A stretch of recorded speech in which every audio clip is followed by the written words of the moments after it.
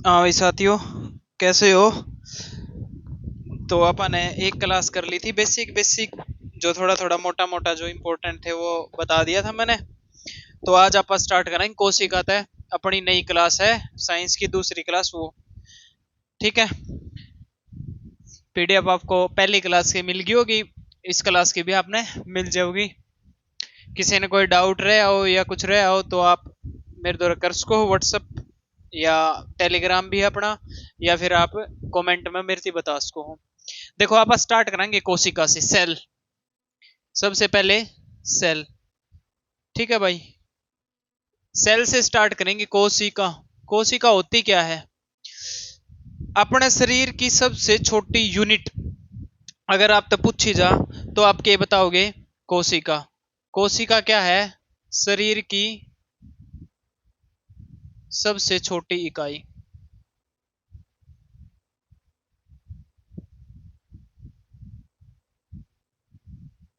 या यूनिट। ठीक है ना?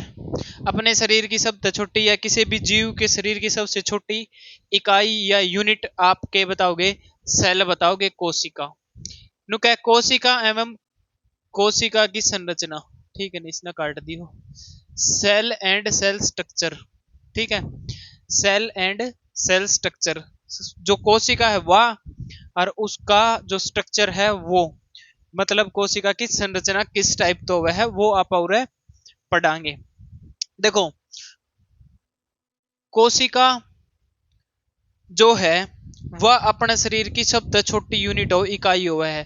ठीक है, वह इकाई इस टाइप की हो है, इस टाइप की हो है कि यह क्रियात्मक है एवं संरचनात्मक। मतलब इसकी एक इसका एक स्ट्रक्चर हुआ है, संरचना हुआ है, और यह क्रियात्मक मतलब काम कर सके है। तो यह है अपनी शरीर की सबसे छोटी इकाई, यूनिट। इसके बाद देखो, कोशिका एवं कोशिका संरचना। कोशिका जीवधारियों की जैविक क्रियाओं की एक रचनात्मक, संरचना बोल दे या रचनात्मक एवं मौलिक इकाई है, जो विशिष्ट पारगम्य कला से घिरी होती है। मतलब एक पारगम्य, एक विशेष प्रकार का के है, एक जाल लगा लो, ठीक है ना, उससे घिरी हो गया, जिसमें प्राय सौजन की अक्षमता होती है। सौजन मतलब क्यों है? स्वयं जनन करना। ठीक है ना, सौजन मतलब सौजनन है, सॉरी, सौजनन मतलब स्वयं जन्म करना। तो ये कोशिका कहलाती है। मतलब आप छोटी लैंग्वेज में, सीधी सीधी भाषा में आप इसने या बोल कहा कि शरीर की सबसे छोटी क्रियात्मक एवं संरचनात्मक इकाई को कोशिका कहते हैं। ठीक है, शरीर की सबसे छोटी क्रियात्मक एवं संरचनात्मक इकाई को कोशिका कहते हैं। समझ गए होगे? मतलब शरीर की सबसे छोटी संरचनात्मक और क्रियात्मक जो इकाई है उसने आपा कोशिका कहेंगे। इसका बाद बोला है, देखो, कोशिका शब्द की उत्पत्ति लैटिन भाषा के शब्द सेलुला, सेलुला से हुई है। यार, सेलुला का मतलब हो एक छोटा कमरा। ठीक है ना, शब्द से हुई है, सेलुला से हुई है, जिसका अर्थ होता है कोस्ट या छोटा कमरा। ठीक है, यह बात ध्यान रखने की है। सेलुला का मतलब क्या हुआ है? एक लेटिन शब्द तो यह इसकी, और छोटा कमरा हुआ इसका मतलब। कोशिका के अध्ययन को साइटोलॉजी बोलते हैं भाई, इंपॉर्टेंट है यह चीज। कोशिका के अध्ययन को क्या बोला करा? साइटोलॉजी। वर्तमान में इसे कोशिका विज्ञान भी कहा जाता है। ठीक है ना, कोशिका विज्ञान, सेल साइंस बोला करें। सभी जीव जंतु वनस्पति कोशिकाओं के बने होते हैं। मतलब हर जो जीव भी है, जितने भी पेड़ पौधे दिखे हैं या जीव जंतु है, सारे के अंदर छोटे से छोटी इकाई कोशिकाएं हुए है। ठीक है, सभी जीव जंतु वनस्पति कोशिकाओं से बने होते हैं। एक कोशिका स्वयं में ही एक संपूर्ण जीव। मैंने आपको इससे पहले वाली क्लास में एक अमीबा का जिक्र कराया था। अमीबा मैंने आपको बताया था, इसका यो एक के शरीर है अमीबा, और यो इससे एक कोशिका तय बना है। इसमें अमीबा का जो शरीर है वो एक कोशिका तय बना है। मतलब उसका शरीर की संरचना पूरी एक कोशिका तो हो रखी है, तो इसलिए उसकी एक कोशिकीय बोले हैं। अगला, जैसे अमीबा, अरे यो आ गया, और पैरामीशियम, क्लेमामिडोमोनास, बैक्टीरिया, इन्हें एक कोश के जीव कहते हैं। बैक्टीरिया एक कोश के जीव में आओ, ये मैंने आपको पहली क्लास थी उसमें बता दिया था, ये इसलिए बताए थे भाई ताकि अगर समझ में आ जाए। एक कोश के जीव जैसे कि अमीबा अपने भोजन को अंतःग्रहण पाचन क्या तय अंतःग्रहण करया करे, बताई थी आप लोगों को, क्या तय करया करे, कुटपादों, कुटपाद यहां मैं लिख देता हूं, कुटपाद, कुटपाद की मदद तक एक रह अमीबा भोजन का ग्रहण करया करे। यो पाचन, श्वसन, उत्सर्जन सारी एक के कोशिका तो हो जाए सबकी में। इसमें बहुकोश के जीवों में यह सभी कार्य विशिष्ट कोशिकाओं, मतलब बेरा के है, कहने का मतलब यो है, एक कोश के जीव होगा ना, यूनिसेलुलर होगा, उसमें सारा का सारा अकेली एक कोशिका काम कर दे है, पाचन का हो गया, भोजन ग्रहण का हो गया, ठीक है ना, जितना भी वो सारा एक एक कोशिका करे। लेकिन जो बहुकोश के जीव हैं जैसे मनुष्य है या कोई जीव जंतु और है, ठीक है, जिनमें बहुत सारी कोशिका पाई जाए, उनमें क्या हो, ये सारे काम है ना विशिष्ट प्रकार का कोशिकाओं का समूह होगा, वो करेंगे। जैसे अपना भोजन का पाचन, ठीक है, अलग कोशिकाओं द्वारा कराया जा है। सोचन की एक शक्ति है अपनी, वह अलग द्वारा करी जा, अपन उन्हें टच कर दिया, अपन यह बात बता दी, या तंत्रिका कोशिका बताया करे, तो ऐसे की कोशिकाओं का समूह है, एक वो समूह मिलकर ये पूरा काम कराया करे।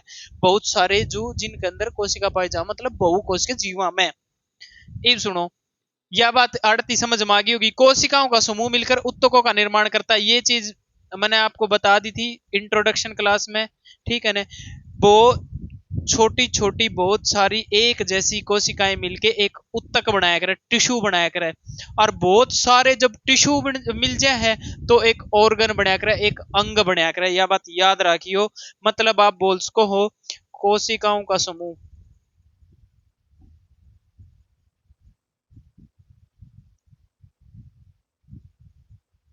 समूह क्या कहला होगा, उत्तक, और उत्तकों का समूह,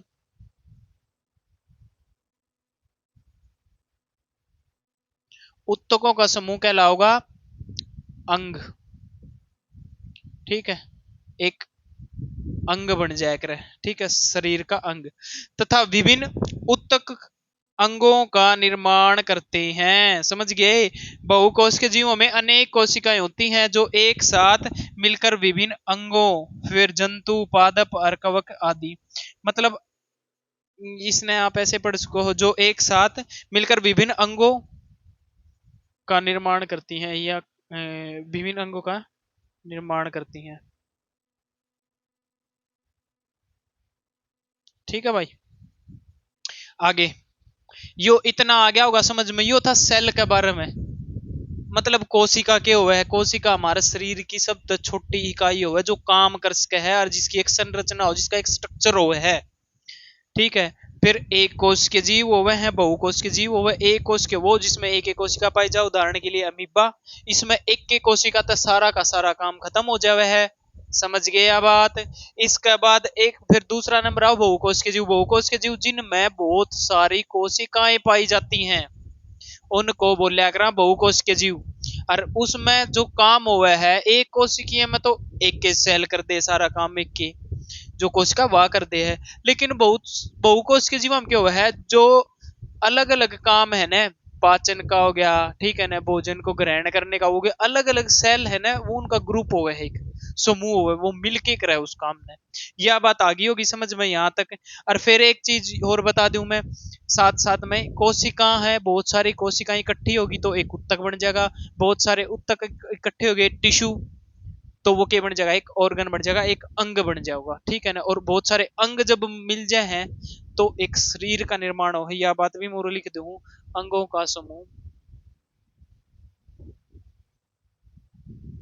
समझ गए, तो क्या बना देगा, एक शरीर, एक शरीर की क्या हो जाएगी, रचना हो जाएगी, किसी जीव के शरीर की रचना, ठीक है भाई। आगे चलना, देखो उसके बाद है कोशिका की खोज। देख भाई, कोशिका की जो खोज है ना, वह 1665 ईस्वी में करी थी रोबर्ट हुक ने, ठीक है ना। लेकिन इसने जीवित कोशिका की खोज कौन करी थी भाई, इसने करी थी मृत कोशिका की खोज।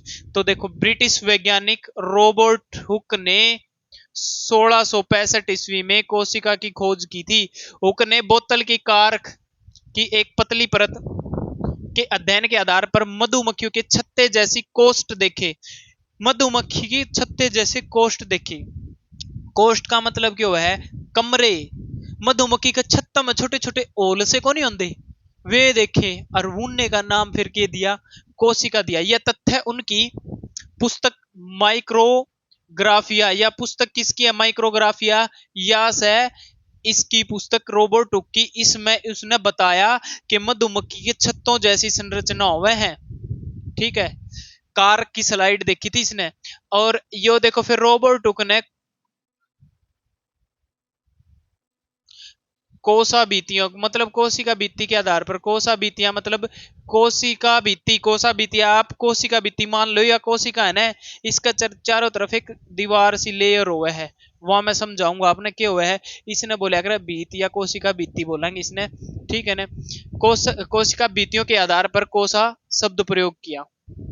इसके बाद देखो वनस्पति विज्ञान शास्त्री स्लाइडन एवं सवान हो गया। ये रहा, एक तो स्लाइडन था और एक था सवान, ये दो वैज्ञानिक थे, ठीक है ना। इन्होंने क्या किया था? इन्होंने 1839 में क्या दिया था? कोशिका सिद्धांत दिया था, या कोशिकावाद बोल उसको आप लोग, या इनको बोलोगे कोशिका सिद्धांत। कोशिका सिद्धांत किसने दिया था? कोशिका सिद्धांत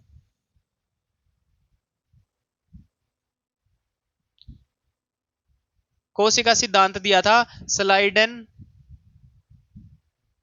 एवं सवान ने, ठीक है भाई। सेल थ्योरी किसने दी थी? सेल थ्योरी, सेल थ्योरी दी थी स्लाइडन एवं सवान ने। यह बात याद रखियो, ये इंपॉर्टेंट क्वेश्चन है भाई, ठीक है। कोशिका की खोज किसने की थी? कोशिका की खोज की थी रॉबर्ट हुक ने, रॉबर्ट हुक 1665 ईस्वी में करी थी, कार की स्लाइड पर करी थी। और यह बात याद रखियो मृत कोशिका की करी थी, किसकी? मृत कोशिका की, मृत कोशिका की खोज करी थी किसने? रॉबर्ट हुक ने। इसके बाद अधिकांश कोशिकाएं, ये कोशिकाएं या कोसाएं समझ सको, 0.5 माइक्रो से 20 माइक्रो के व्यास की होती है, मतलब व्यास इनका इतना हो 0.5 से लेके 20 तक। इसके बाद 1674 में एंटोनी वन यो आ गया भाई। इबारत हमने पता लग गया कि हाँ इसने तो मृत की करी थी, तो किसी ने तो जीवित की भी करी होगी। तो फिर कौन आया? एक और अंदरूनी ताकत निकल के आई, ठीक है ना। इसने क्या करा? एंटोनी वॉन लुवेनहोक ने, एंटोनी वॉन लुवेनहोक ने क्या करा था? एक जीवित कोशिका की क्या करी? इसने खोज करी। कद करी? 1674 में। देखो 1665 में आया रॉबर्ट हुक, ठीक है। 1665 में कौन आया था? Robert Hooke. फिर 16 यो कितने में आया? 1674 में आया कौन? लुवेनहोक। इसने मृत की करी और इसने जीवित की। अरे क्या करेगा? इसने क्या की करी थी? मृत की। और इसने किसकी करी भाई? जीवित की। याद रखियो, जीवित कोशिका खोज लुवेनहोक ने करी थी और मृत की करी थी 1665 में रॉबर्ट हुक ने। कार की स्लाइड में मधुमक्खियों के छत्ते जैसी की देखी थी उसने, कास्ट मतलब कमरे देखे थे। फिर आया रॉबर्ट ब्राउन। रॉबर्ट ब्राउन ने केंद्रक की खोज करी थी, न्यूक्लियस की। रॉबर्ट ब्राउन ने कद करी थी 1831 में, ठीक है। बहुत इंपॉर्टेंट इंपॉर्टेंट निकाल के यहाँ क्वेश्चन लिख रखे हैं, जो भी इंपॉर्टेंट थे एनसीईआरटी में था सारे, ठीक है ना। यो है डुजार्डिन। फिर डुजार्डिन आया। डुजार्डिन ने क्या करी थी? जीव द्रव्य की। ये सारे पार्ट में आपको कोशिका का जो आगे होगा उसके अंदर मैं आपकी पढ़ाऊंगा, ठीक है। इसका बाद देखो फिर आया पुरकिंजे। पुरकिंजे ने क्या किया था? कोशिका के अंदर पाए जाने वाले अर्ध तरल, कोशिका के अंदर ना एक लिक्विड पदार्थ पाया जा है, तरल, ठीक है ना। वो उसकी खोज किसने करी थी? इससे ने करी थी। उसके बाद रखा दानेदार सजीव पदार्थ को प्रोटोप्लाज्म या जीव द्रव के दिया था, नाम दिया था। सुनो, सबसे पहला तो कोशिका के अंदर एक लिक्विड पदार्थ पाया जा है, यह बताई थी डुजार्डिन ने। फिर उसका नामकरण किसने कराया था? जीव द्रव्य है यो नामकरण कराया था पुरकिंजे ने। ठीक है, कद कराया था 1839 में। मतलब इसमें कई केसेस से आऊंगे, एक बंदा ने टो तो दिया चीज है, लेकिन नामकरण किसी दूसरे ने कराया था। यह बात भी याद रखिए। तो दो क्वेश्चन बने हैं। अगर आप तो पूछ लिया जा कि जीव द्रव्य नाम किसने दिया, तो वो दिया था पुरकिंजे ने, और इसकी खोज किसने करी, तो यह करी थी डुजार्डिन ने। ये बात याद रखने की है मेरे भाइयों। आगे चलना ही बापा। देखो, इसके बाद है कैमिलो गोल्जी ने 1898 में, कैमिलो गोल्जी आया, इसने 1898 में किया है गोल्जी का यो लिख रखा है गोल्जी का या गोल्जी उपकरण, इसकी खोज करी थी। सारे काम धंधे इनके सारे आप आगे पढ़ाएंगे। फ्लेमिंग ने क्या कराया था, फ्लेमिंग ने 1880 में क्रोमेटिन की खोज करी, ठीक है ना। कोशिका विभाजन के बारे में बताया, मतलब कोशिका विभाजित होकर नई कोशिका का निर्माण कराया करा है। ये सारी चीज मैं पढ़ाऊंगा आपको आगे। वाल्डेयर ने क्या कराया था, गुणसूत्र नाम दिया। गुणसूत्र नाम किसने दिया था, वाल्डेयर ने 1888 में। जीई पैलाइड ने के दिया था 1955 में। राइबोसोम है जो उसकी खोज कर दी थी। राइबोसोम दो प्रकार के हुए हैं, एक तो वह 70S टाइप का और एक हुआ 80S टाइप का। ये सारे मैं आपको पढ़ाऊंगा आगे। ये इंपॉर्टेंट कुछ क्वेश्चन है वो मैंने निकाल रखे हैं।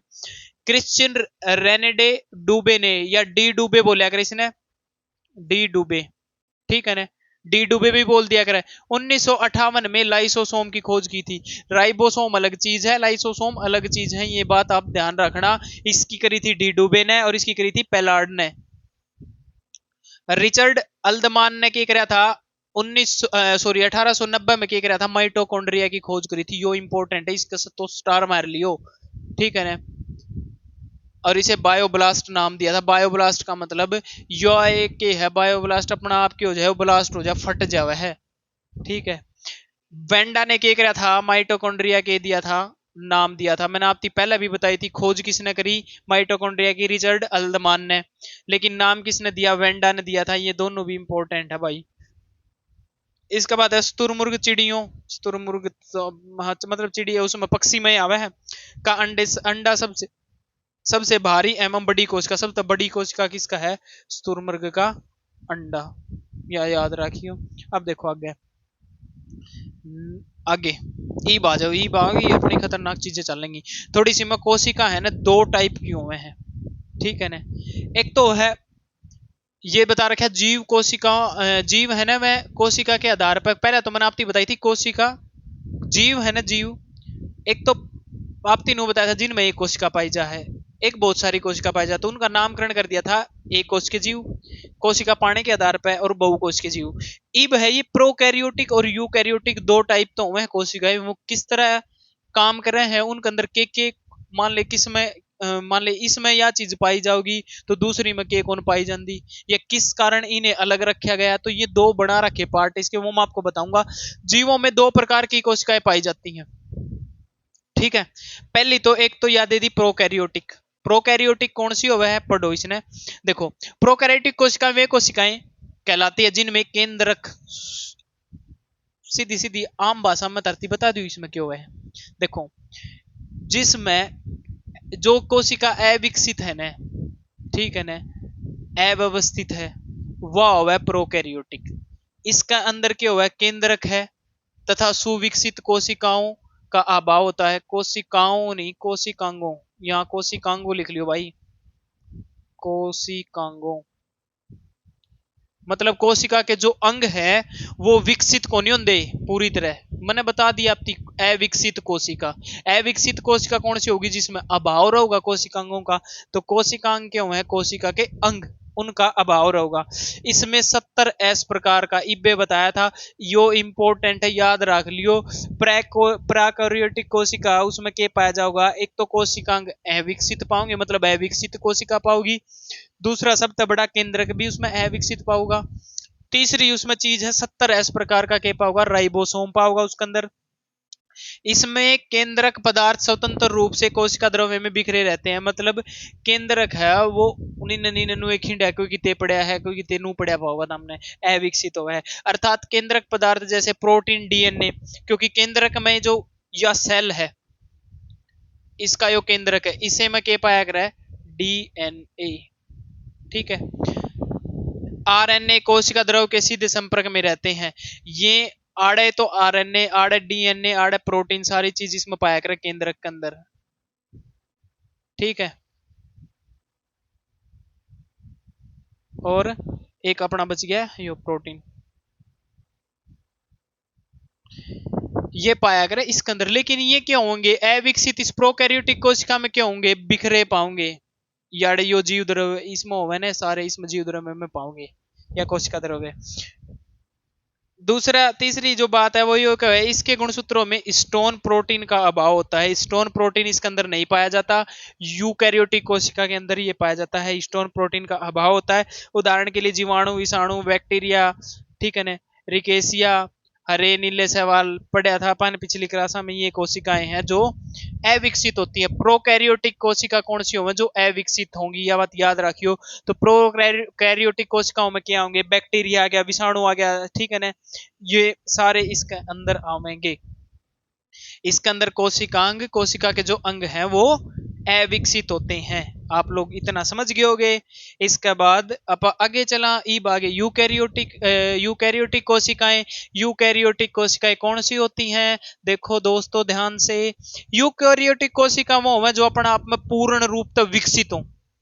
ठीक है, इसमें देखो यूकैरियोटिक कोशिकाएं वे कोशिकाएं कहलाती है जिनमें केंद्रक कला, केंद्रक पूर्ण विकसित कोशिकांग पाए जाते हैं।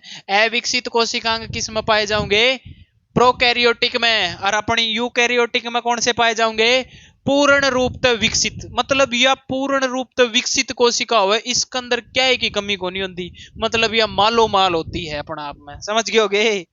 इसके बाद इसमें 80s प्रकार का राइबोसोम पाया जा है, और प्रोकैरियोटिक में कितना पाया जा था, 70s। और मैंने बताई थी दो टाइप का राइबोसोम हुआ है, एक 70s और एक 80s। तो ये बहुत इंपॉर्टेंट क्वेश्चन है, अगर ये थ्योरी कर ली ना, दिमाग में सेट कर ली, क्वेश्चन कितने ताजियो छोड़ो नहीं के भाई, देख लो। इस प्रकार की कोशिकाएं विषाणु, जीवाणु, नील हरित शैवाल को छोड़कर, अरे ये तो उसमें इनमें तो प्रोकैरियोटिक पाई जाए, तो इन छोड़ के बाकी बच गए सारे में कौन सी हुआ है, ये यूकैरियोटिक कोशिका पाई जा है। इनका आकार बड़ा होता है। इस प्रकार की कोशिकाओं में पूर्ण विकसित केंद्रक, बता दिया अपना आप में विकसित कोशिका, हर कोशिका विकसित पाओगा इसके अंदर, जो चारों ओर से दोहरी झिल्ली से घिरा होता है। इन झिल्ली को ही तो बोलते हैं, बताऊंगा मैं क्या क्या बोलते हैं इनको, कोशिका द्रव में झिल्ली युक्त कोशिकांग उपस्थित होते हैं। मतलब नु का वह है कोशिका द्रव है, उसमें झिल्ली युक्त, मतलब झिल्ली के हो चारों तरफ एक लेयर होना, वो झिल्ली हो वह है। ठीक है ना। इसमें गुणसूत्र की संख्या एक से अधिक होती है। इसमें गुणसूत्र के पाओगे एक तक ज्यादा पाओगे, और उसमें क्या बताया था, स्टोन प्रोटीन नामक, ठीक है ना, इसकी क्या हुआ है, उसका स्टोन प्रोटीन का क्या हुआ है, उसके अंदर यूकैरियोटिक प्रोकैरियोटिक के अंदर अभाव होता है। आगे चलें तो इनमें बेरा पाठ गया होगा आपने। अब देखो पादप कोशिका के बारे में ये बता रखे आपको, इन सारी चीजों के बारे में आप पढ़ाएंगे अलग अलग तर्जुमा डिटेल में। थोड़ा सा मैं चित्र बता दूं ताकि आपका ध्यान में रहो। अंत प्रद्रवी जालिका हुआ है, या दो प्रकार की हो है, एक तो यारी एक नंबर तो यारी खुदरी, और दो नंबर यारी चिकनी, दो नंबर यारी चिकनी। ठीक है ना, एक यह बात आ गई समझ में। दो प्रकार की हो है, यो लाइसोसोम बता रखे है, और इतलवक हुए है, ये केवल सिर्फ और सिर्फ याद रखियो पादप कोशिका में पाए जा, जंतु में ये नहीं पाए जाते। पूरा याद करवा दूंगा कई चीज तो। केंद्रक सारे में पाया जा है, बस यो एक ही चीज है। गोल्जी उपकरण भी सब में पाया जा है। केंद्र की झिल्ली यारी, केंद्र के चारों तरफ जो झिल्ली बनी है उसने केंद्र की झिल्ली बोलिया कर। प्लाज्मा झिल्ली या दे रखी आपकी, या प्लाज्मा झिल्ली होगा, ठीक है ना। बाह्य कोशिका या है, इसने बोलिया कर कोशिका भित्ति यारी, जो दीवार कोशिका, या सिर्फ किस में पाई जा है, ध्यान रखियो, या सिर्फ पाई जा है किसके अंदर, पादप कोशिका के अंदर, जंतु में या नहीं पाई जाती, जंतु कोशिका में नहीं पाई जाती। दूसरी या सेलुलोज की बनी हो, किसकी बनी होती है, सेलुलोज, ठीक है, सेलुलोज की बनी हुई है। ठीक है, जो नील हरे शैवालों में, शैवाल और कवका में की है, काइटिन की भी बनी हुई है। माइटोकॉन्ड्रिया ने बोलिया कर बिजली घर, बिजलीघर कोशिका का यो दिखा रखा है। राइबोसोम, ठीक है, 70s और 80s टाइप के बताए थे, लेकिन ये पादप कोशिका तो इसमें 70s तो कौन सा पाओगा, 80s पाओगा, याद रखियो। हरित लवक मैंने इबे बताई थी आपकी, 3 प्रकार के होवे हैं, वो भी मैं आगे समझा दूंगा। कोशिका द्रव्य जो खाली जो बच गया नहीं, जीव द्रव्य भी बोला कर, जीव द्रव्य, ठीक है। यो जो बच गया खाली एरिया, यो लिक्विड पदार्थ है, यो क्या हुआ, एक लिक्विड तरल पदार्थ, अर्ध तरल हुआ है यो, अर्ध तरल पदार्थ, ठीक है भाई। यो है, यो सारा तरतीब बता दिया। या जो है, या है पादप कोशिका, एक पेड़ की कोशिका है, या समझ गए। किसी ना कोई डाउट हो तो पूछ लियो, एक एक पार्ट जमानु खिंडा के ना जमानु फिर पढ़ांगे आप आगे। या दे दी जंतु कोशिका, ठीक है, इसमें दे दिया यो गोल्जी उपकरण, ठीक है भाई। ये चिकनी और अंतर वो खुरदरी बताई थी, दो तरह की क्यों है, अंतर द्रव्यी जालिका हुआ है, केंद्र की झिल्ली जो केंद्र का जो साइड में हुआ है, या आपकी दे रखी है चिकनी है, या एक खुरदरी हो, खुरदरी पे राइबोसोम पाए जा है। राइबोसोम कहाँ पाए जाते हैं, खुरदरी पे,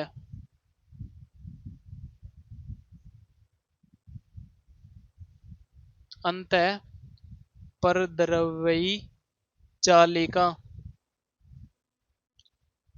1 मिनट, जालिका, इसके ऊपर के पाए जा है, राइबोसोम पाए जाते हैं। चिकनी याद रखने का जमासान तरीका, खुरदरी चीज है, इससे पे तो डटेगा कोई चीज, चिकनी पे तो डटेगा कौन, फिसल जाएगी, बस इतना याद रखना है। ये लाइसोसोम आपको बता रखा है, तारक केंद्र बता रखा है, ये तारक केंद्र का जो दिखा रखा है प्लाज्मा झिल्ली, ये बता दी यहाँ, ठीक है। इसमें कोशिका भित्ति नहीं होती, याद रखियो, कोशिका भित्ति भित्ति नहीं होती, ठीक है। और एक हरित लवक नहीं होते, हरित लवक नहीं पाए जाते, याद रखना ये चीजें। राइबोसोम बता दिए, ठीक है, राइबोसोम जिनके ऊपर है ये, ठीक है ना। ये कौन सी है, ये खुरदरी के है, खुरदरी अंतर परद्रवी जालिका है ये, ठीक है। यह देखो, यह दिखा भी रखी है। माइटोकॉन्ड्रिया बताया था बिजली घर, एटीपी के रूप में के बनाया कर, इसमें ऊर्जा बनाया कर। कोशिका द्रव्य बताया था, जीव द्रव्य, जिसका और भी दूसरा नाम है जीव द्रव्य, ठीक है। यह आपकी यो केंद्रक बता दिया। यह आपकी पूरी के है, यह आपकी पूरी की पूरी एक जंतु कोशिका है भाई। किसी ने किम में भी डाउट हो, बेझिझक अपना कमेंट में बता दियो, जमा खुल के आपकी बता दी जाएगी आगे। ये देखो, एक बड़ी प्यारी चीज आप खातर तैयार करिए, ये पादप व जंतु कोशिका में अंतर, वो मैं आपकी बताऊं। देखो, पादप कोशिका में सबसे पहली बात मैंने बता दी थी, पादप कोशिका में कोशिका झिल्ली पाई जावे है, इसमें कौन नहीं पाई जाती, ठीक है। या है ना, या पादप को पादप द्वारा लिक्विड पदार्थ मान लो, या जो कोशिका हो ना, कोशिका का बाहर एक आवरण बनाया करे, पादप की कोशिका के बाहर एक आवरण, एक दीवार का काम कराया करे, यह बात याद रखियो। हरित लवक इसमें पाए जा है, इसमें इसमें कौन नहीं पाए जाते भाई, ठीक है। दूसरी यह बात भी मैं बताई थी, सेंट्रोसोम इसमें अनुपस्थित रहते, यह बात याद रखियो, इसमें कौन नहीं होते सेंट्रोसोम, लेकिन इसमें हुए हैं।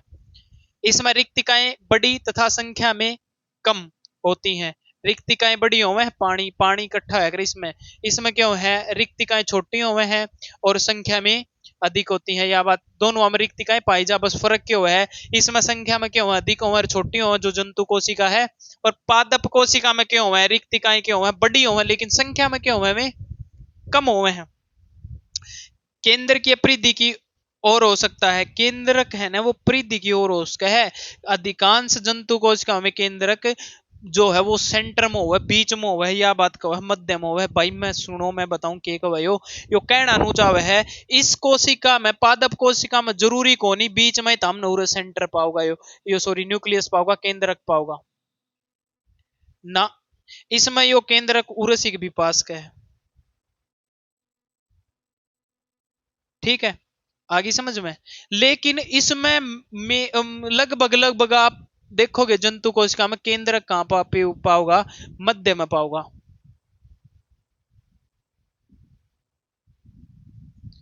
समझ गए होगे ओके कहना चाहे है। यहाँ इसमें कि में दिक्कत हो तो फिर बता दियो भाई, आगे चलना ही बाबा। देखो, कोशिका निर्माण के विभिन्न घटक, ई बागी इंपॉर्टेंट चीज ध्यान से पढ़ लियो भाई। एक एक पार्ट है वो खोल खोल के ना आपकी जमा सूत्री डालू रे बताया जाओगा। कोशिका किन किन चीजा तय मिलके किन किन घटका तय मिलके बन रही है। तो कोशिका निर्माण के विभिन्न घटक कौन कौन से हैं? कोशिका निर्माण के विभिन्न घटक मुख्यतः तो हैं जो आपकी तीन है। मैं सबसे पहला कोशिका भित्ति, वेरी गुड। कोशिका भित्ति, एक काम तो खत्म। जंतु कोशिका में या कोनी पाई जाती? जंतुओं में बताई थी ना, सेल वाल कोनी पाई जावे। क्या में? जंतुओं में। सिर्फ पादप कोशिकाओं में पाई जाती है। कोशिका भित्ति देखियो इसने लिख दिया रे, कोशिका भित्ति पादप कोशिकाओं में पाई जाती है। जंतु कोशिकाओं में इनका अभाव होता है। ठीक है, पादप कोशिका में सिर्फ यह पाई जा है, जंतु कोशिका में या कोनी पाई जाती। यह सबसे बाहर की परत होती है। सारा तमने यह चीज पहले ही बता दी थी, बाहरी परत हो लेयर हो है वह हो है या। अरे वाल का मतलब क्यों हो? दीवारें तो वह है बीत, अपनी देसी भाषा में हरियाणा बोलिया कर बीत दीवार, वह बीतिया है तो सह, या सिर्फ पादपम पाई जा है। जीव द्रव्य के सत्रावित पदार्थ द्वारा इसका निर्माण होता है। जो आपकी कोशिका होवे है ना, या कोशिका होगी, यो इसका केंद्रक हो गया। ठीक है, यो हो गया जीव द्रव्य। और यो एक लिक्विड पदार्थ छोड़ा करे, और वो लिक्विड पदार्थ जब आओगा बाहर, तो वो लिक्विड पदार्थ जो आओगा ना, उससे क्या का निर्माण होया करे? इस कोशिका जो या है कोशिका भित्ति का के बन जाएगा यो निर्माण हो जाएगा। समझ गए आप लोग? तो यह बन गई अपनी कोशिका भित्ति। समझ गए? कोई दिक्कत और तक? तो यह बन गई अपनी कोशिका भित्ति बन गई भाई। इसका बाद सुनो, कोशिका भित्ति, एक मिनट, यह लाइन रहेगी ना, यह मोटी मजबूत और छिद्र युक्त होती है। मतलब इसका बाहर और भीतर आन जान का रास्ता हुआ है, छेद हो में इसमें, और मोटी हुआ है और कठोर भी हो, यह बात याद रखियो। ठीक है, कोशिका भित्ति मुख्यतः बताई थी भाइयों, सेलुलोज की क्या की बनी हुआ है, या सेलुलोज की बनी हुआ है, याद रख लियो, पहले ही बता दी थी मैंने। यह पारगम्य होती है। पारगम्य का मतलब क्या होता है? पारगम्य, सुनो भाइयों, सुनो दोस्तों, पारगम्य, पारगम्य, आड़े लिखोगे? आड़े लिख दूं? पारगम्य हेडिंग बना के लिख दूं? ठीक है ना, सूत्री डाल। पारगम्य, पारगम्य, पारगम्य क्यों है? सुनो, पारगम्य होया करे जिसके आर पार आन जान का रास्ता हो, मतलब के आने जाने,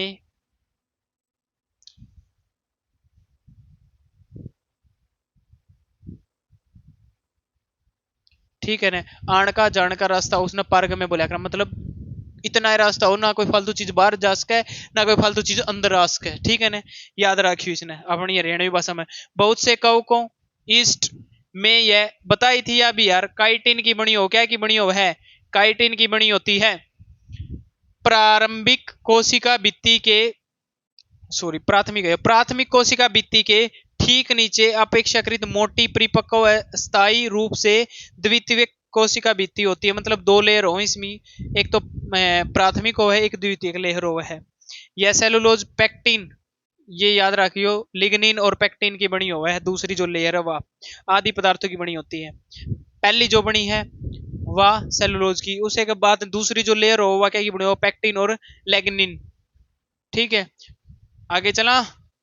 वेरी गुड, मजा आ रहा होगा। कोई दिक्कत हो तो बता दियो। ठीक है ना।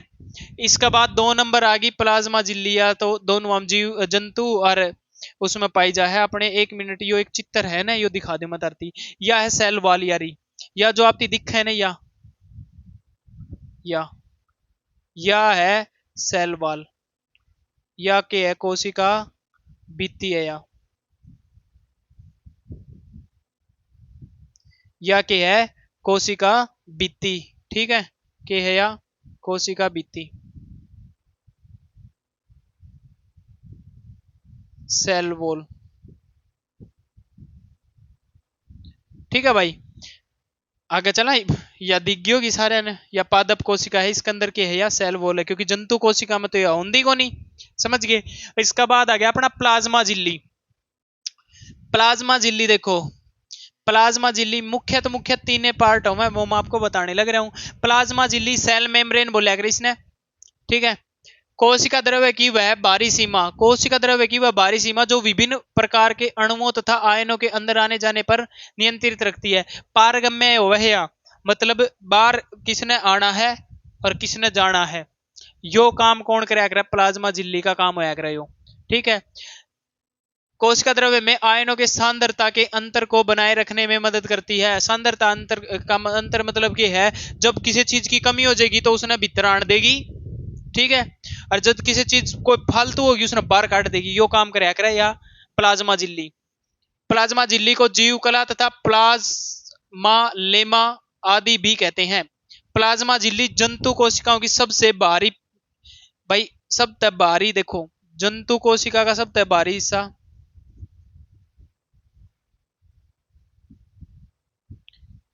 कोशिका का सबसे बाहरी, समझ गए होगे, बाहरी भाग क्या होगा, प्लाज्मा झिल्ली, सेल मेम्ब्रेन, ठीक है। लेकिन पादप कोशिका का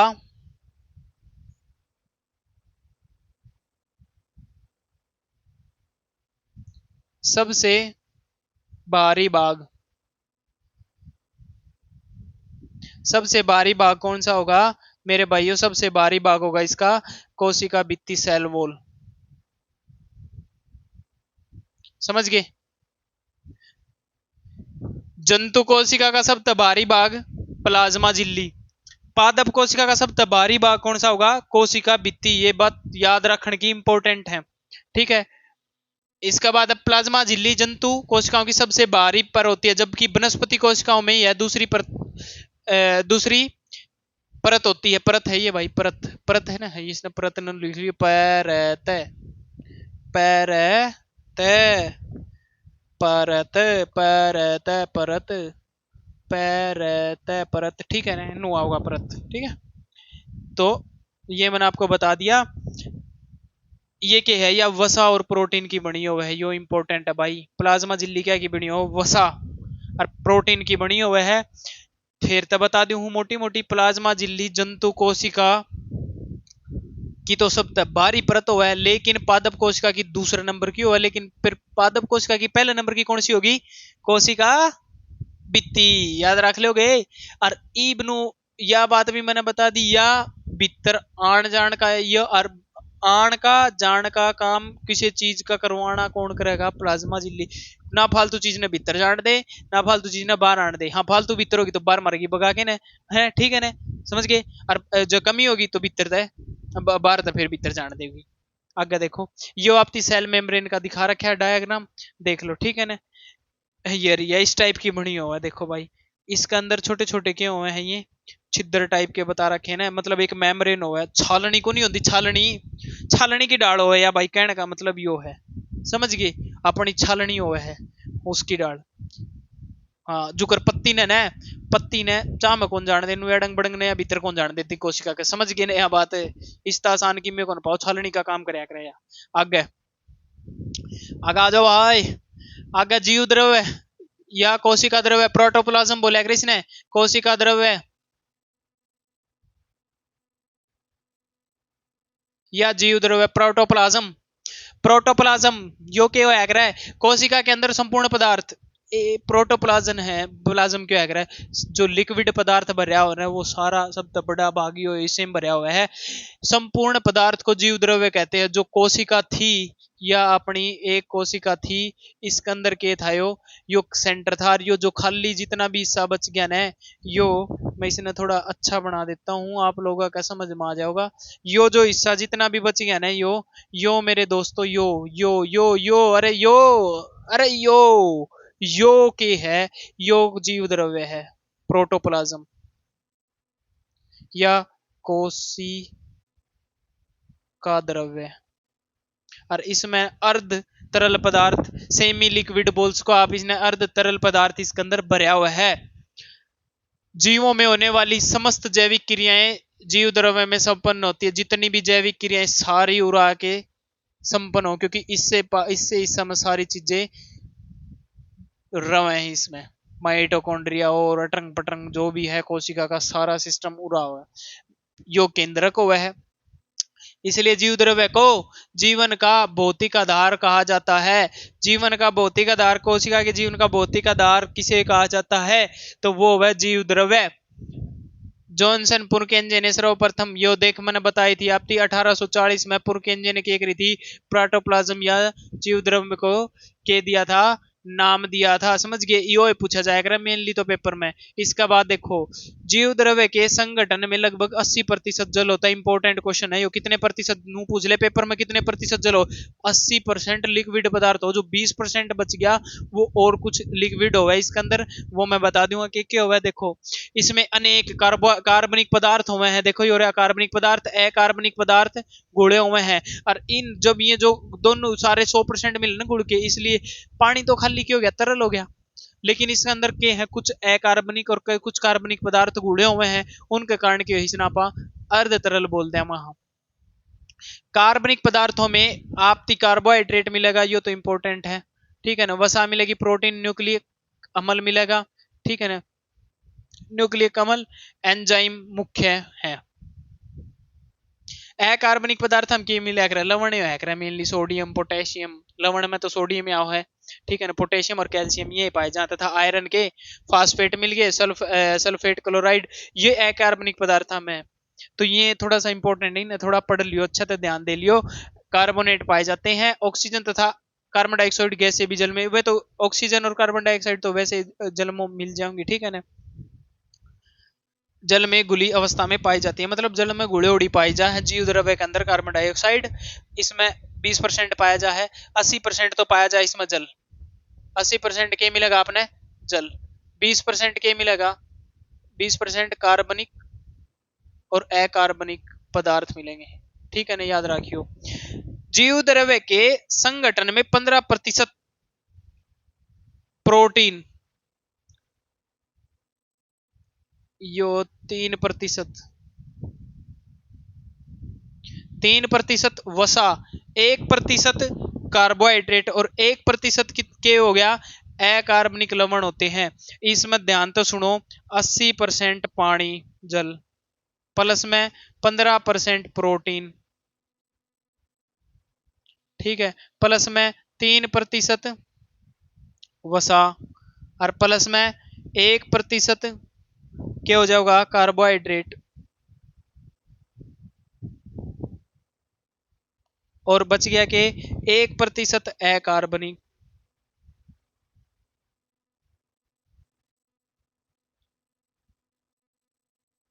और मैथ तो हमने रमन मास्टर सिखावे है अपने, और हमने आ गया होगा यो, जोड़ दोगे इसने, है ना। 8 80 और 15 कितने हो गए रहे, 80 और 15 95, 95 और 3 97, 97 हो गए के 98 हो गया ना, गलत कर दिया। और 1 99, 99 और 1 100, तो ये टोटल कितना बन जाएगा, 100% बन जाओ। पूरा पूरा अलग अलग लिख के बता दिए हैं, देख लियो इसने, पेपर में पूछ लिया जा है। जीव द्रव्य में कार्बोहाइड्रेट की मात्रा कितनी हो है, 1%, वसा की मात्रा 3%, अकार्बनिक पदार्थ 1%, प्रोटीन 15% और जल 80%। इन मतलब पेपर में पूछ लिया जा, तो इन ध्यान तक लिख लियो मेरे दोस्तों, ठीक है। अगला देखो, उसका बाद है रिक्तिकाएं, वैकल्स बोला करें इन्हें, ठीक है ना, वेसल्स बोलते हैं। इसका बात सुनो, रिक्तिकाएं तरल पदार्थों से भरी संरचनाएं होती हैं। मतलब तरल पदार्थ, ये क्यों है रिक्तिकाएं, आपती मैं बता दूं हूं, सुनो। रिक्तिकाएं पादप कोशिका में पान पड़ा था, बड़ी हुआ साइज में, ठीक है ना, पड़ा था। और जंतुओं में क्या हुआ है, छोटी। ये रिक्तिकाएं क्यों में है, ये खाली हुए हैं, खाली जगह। रिक्तिकाएं तरल पदार्थों से भरी संरचनाएं होती हैं, मतलब क्या बोल दिया, रिक्तिकाओं का मतलब वैसे आप खाली बोलेगा, लेकिन ये क्यों है, तरल पदार्थ इनके अंदर भरा हुआ है। सुनो, इनके अंदर तरल पदार्थ भरा हुआ है। पादप कोशिकाओं में व्यापक रूप से पाई जाती हैं, ज्यादा पाई जाती है पादप में के अंदर, ठीक है ना, क्योंकि पादप में लिक्विड की जरूरत ज्यादा है, पानी की। विभजोदक ये उत्तक के टाइप है, ये मैं करवाऊंगा आपको। कोशिकाओं में रिक्तिकाएं अधिक संख्या में पाई जाती हैं, जबकि परिपक्व कोशिकाओं में रिक्तिकाएं बड़ी और कम होती हैं। जो कोशिकाएं पूर्ण रूप ले चुकी हैं, परिपक्व हो चुकी हैं, उनमें क्या पाऊंगी, ये उनके अंदर पाऊंगी बड़ी और संख्या में पाऊंगी कम।